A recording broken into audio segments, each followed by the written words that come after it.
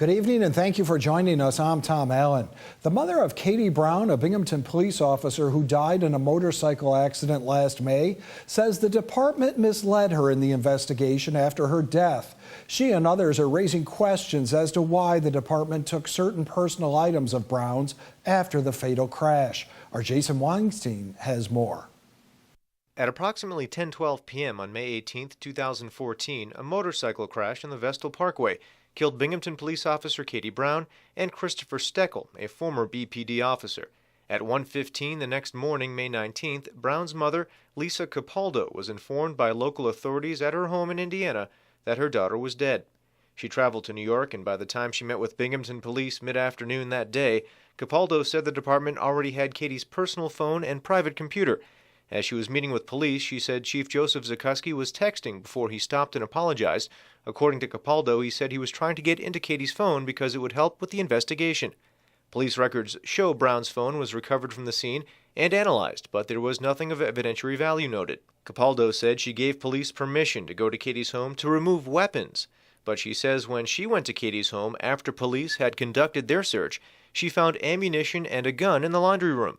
Capaldo feels she was misled about the reason for the search. Police reports, though, show officers did find a Glock 22 on the top shelf above the washer in the laundry room. Capaldo also says her daughter wanted to leave the force, but was waiting to do so on her own terms. Binghamton resident Garo Kachadorian says Katie Brown would feed him information through Steckel via text message. I know that Kate was keeping and compiling information on her personal computer.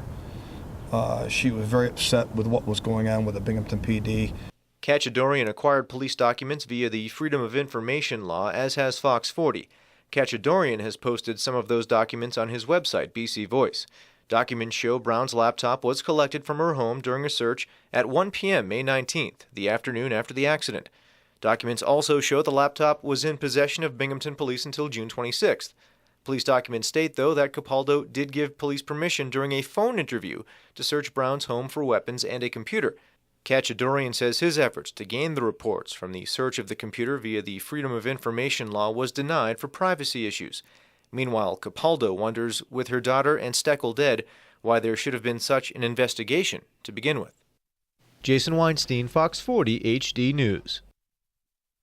In an attempt to get comment from the city or police, the city referred us to the police reports from the accident and subsequent investigation. We were unsuccessful getting comment from Chief Zukoski at his home this afternoon. In 2 weeks, Katie Brown's family will award a high school student in Lebanon, Indiana, with a scholarship in honor of Katie. Capaldo says Katie earned scholarships when she went to college, and this is a way to pay it forward. Well, a state police investigation lands an Enwell resident behind bars for allegedly manufacturing methamphetamine. 21-year-old Dakota Escu has been charged with criminal possession of a controlled substance and unlawful manufacturing after police executed a search warrant of his Enwell home this morning. Police say they seized 4 ounces of methamphetamine oil and an array of items used to manufacture the drug from Escu's North Avenue B residence. He was arraigned in the town of Union and sent to the Broome County Jail. Well, the 2 Delaware County men that were charged with possession of a controlled substance on Wednesday are now facing additional charges. Police say Robert A. Singer and Jamison Gallietta, both of Hancock, have now been charged with criminal possession of stolen property. Authorities say besides the illegal drugs, the men also had 2 chainsaws worth a total of $1,400 in their possession that were stolen from a Hancock business. The men are set to appear in the town of Windsor court later this month to answer to the charges. Well, Cal Harris's defense team is expected to finish laying out its case early next week. Harris is the Tioga County man charged with the death of his wife, Michelle, who disappeared in September of 2001. This week, jurors heard limited testimony regarding Stacy Stewart. The defense says Stewart was sleeping with Michelle at the time of her disappearance and argue that he's responsible for her death. Tioga County farmer Kevin Tubbs testified that he saw a woman he believes was Michelle at the end of the Harris driveway on the morning of September 12, 2001. This is after the time prosecutors alleged that she had been killed. According to Tubbs, there was also a dark-haired man with her at the time who he later identified as Stacy Stewart. Stewart's ex-girlfriend Julie Brinkman also took the stand this week and testified to Stacy Stewart's identification in a photo. Judge George Bartlett limited Brinkman's testimony to the identification, saying that any other testimony on Stewart would conflict with his prior ruling against third-party culpability. Court will reconvene on Monday morning when testimony will enter week number 11. Well, if you seem to have a lead foot when you get behind the wheel, you could find yourself paying some hefty fines and penalties. Starting today, New York State Police began targeting aggressive drivers, especially those who like to speed. Police say about 1/3 of all fatal crashes are a result of someone speeding. The campaign known as Speed Week will run through next Wednesday, and the troopers will be traveling in both marked and unmarked vehicles. Police will also be targeting those not wearing seatbelts and violating the move over law. Well, one thing is for sure, Binghamton drivers have been slowing down to avoid potholes. Today, Mayor Rich David gave an update on Binghamton's attempt to patch things up. Work started about a month ago when the winter weather broke. Over the course of the last month, more than 565 tons of asphalt was put down, which is 4 times as much compared to last year during this time. This is due to a new machine city officials have rented that creates the material much more quickly. David says that Prospect Street will be the new top spot for milling and paving and may be upgraded to complete street reconstruction. We do budget for this on a regular basis, so there is no danger of exceeding the budget because we have other areas where we can transfer money into because it's obviously, Binghamton being a city in the Northeast, we deal with this on a regular basis. Mayor David says that through the city's mobile application, 58 requests for pothole repairs have been sent in. The mayor hopes that people will continue contacting the Office of Public Works. Well, the spirit of pride is in full bloom at the Volunteers of America in Binghamton. Today, the VOA held a ceremony for the dedication of their Veteran Memorial Garden. Volunteers and residents work together to plant shrubs, construct raised garden beds, plant flowers, and piece together the memorial garden. One resident says that this gives him a real sense of pride for his shelter. It makes me feel really proud of what I'm doing because some of the things, like I'm very a nature type of person, and I really liked, seeing stuff grow from the beginning and become what they're supposed to become. The VOA has been serving the Binghamton area since 1896. They provide supportive housing for homeless veterans and other homeless individuals. Well, we're still more than 3 months away from the 31st annual Speedy Fest, but organizers are already announcing details they hope will make the festival bigger and better than ever. The buttons are back. This year, festival goers will once again be able to purchase buttons that will provide access to all 3 days of the festival. This year's musical lineup will feature Colby Calais, Joan Jett, and Christina Perri. Broome County Executive Debbie Preston says the Speedy Fest is more than just a beloved Binghamton tradition. Those traveling to our community, they help fill our local hotels, and the event itself generates an estimated $7 million of economic impact to our community. And I have to say that that's not bad for a 3-day event. New features at this year's Speedy Fest include a Taste of New York tent, offering beer and wine, a larger collection of rides, and glass blowing demonstrations. This year's Speedy Fest will be held on the weekend of July 31st in Otsiningo Park with free admission on Friday night. Well, protesters gathered today to show their opposition to the fast-tracking of a trade agreement they say would cut jobs. They gathered at the Metro Center in front of Congressman Richard Hanna's Binghamton office to oppose the deal that would include the United States and 11 other countries. Donna Murray, an officer for the Federation of Labor, says that this deal has been done in secret and that negotiating texts have been denied to public interest groups and even most members of Congress. Those gathered today wanted to bring this issue to the public's attention, as they say many don't know what it can actually do. If this deal goes through, it promises to send more jobs overseas, and we will see negative effects on our environment, on the safety regulations that are in place. Prescription costs could rise. Murray says that this legislation is expected to be voted on next week with a yes or no vote and would allow for no amendments. Well, still ahead on Fox 40 HD News at 10. Local community members learn more about health issues plaguing those in other countries. Stay tuned.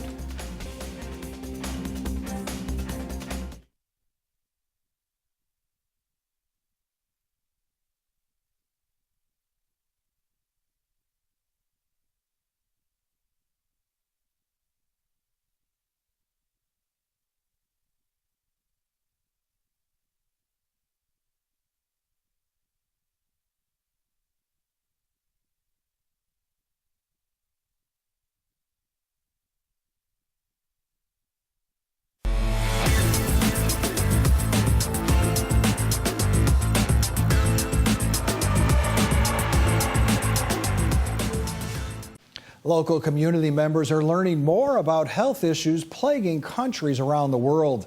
Today at the 2015 Human Rights and Global Health Conference, experts explain the struggle those in other countries face to access clean water and essential medication. Speakers also discuss the health impact these issues have on those in affected countries. According to members of the Global Health Impact Project, being well educated about these problems is the first step in preventing the spread of deadly disease. Millions of people die from diseases like malaria, TB, and HIV around the world, and these diseases are infectious diseases, so people even in Binghamton, I'm sure, are suffering from HIV. So we're working on global health, but also with in a local context. The Global Health Impact Project will be hosting a workshop tomorrow morning at the Binghamton University campus. It's for those interested in learning more about how to provide accessibility to better health care across the globe. Well, more teens are using e-cigarettes. A new report from the Centers for Disease Control and Prevention says e-cig use among middle and high school students tripled last year compared to the year before. Researchers say use means smoking e-cigs at least once in a month. When they asked high schoolers if they did, more than 1 in 10 said yes. Use among middle school students rose to almost 4%. The CDC says this is the first time since this survey started that e-cigarettes were used more than any other tobacco product. And it adds that nicotine is dangerous for kids at any age, no matter how it's consumed. Well, when we return, the weekend is here, and we're holding Mick responsible for the weather. He's next.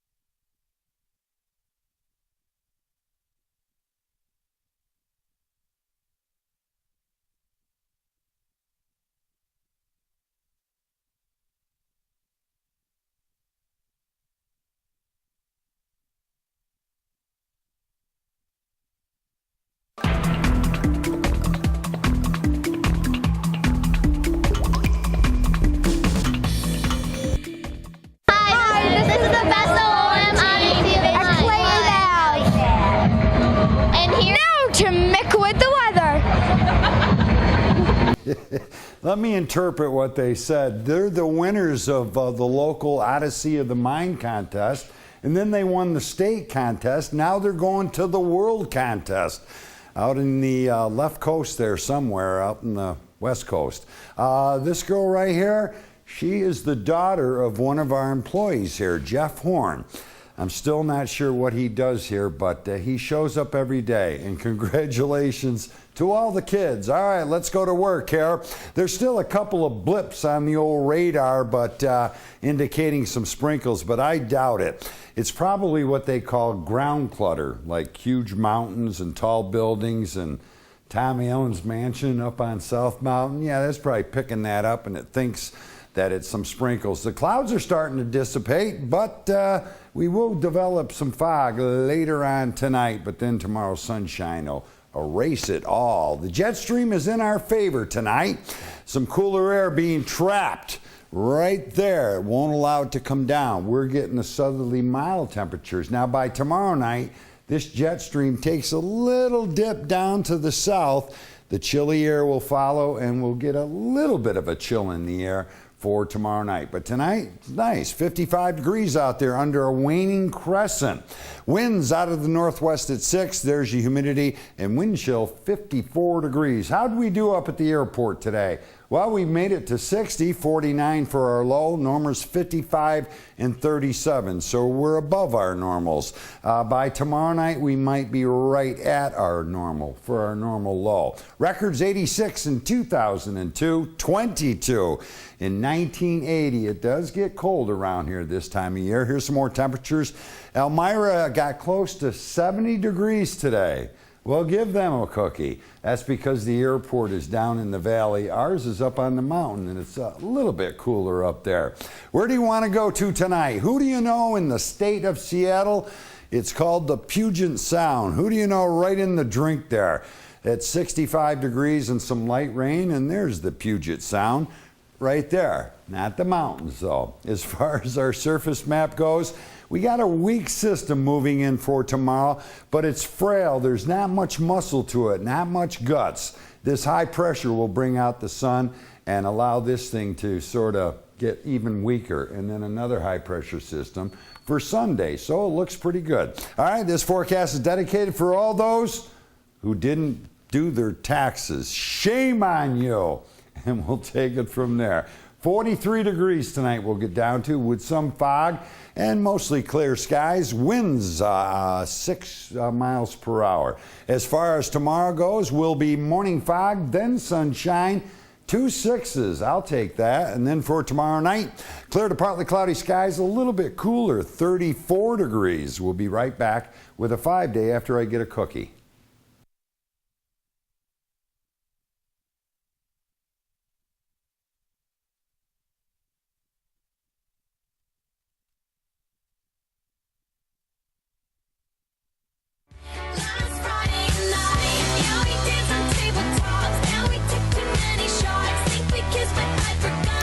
Well, I like Sunday, fair skies, a little bit cooler, 62. Monday, there's the rain, folks, and cooler, 54 degrees. Tuesday, a slight chance of a shower, 60. Wednesday, some sun and a shower, 56. But the weekend looks pretty good. Make it a good one. Tom, I'm throwing it over to you. Thank you, Mick. Well, coming up next in sports, a busy night in the Friday Night Frenzy. Plenty of high school sports, BU and BMETs. Stay tuned. Jeremy's on deck.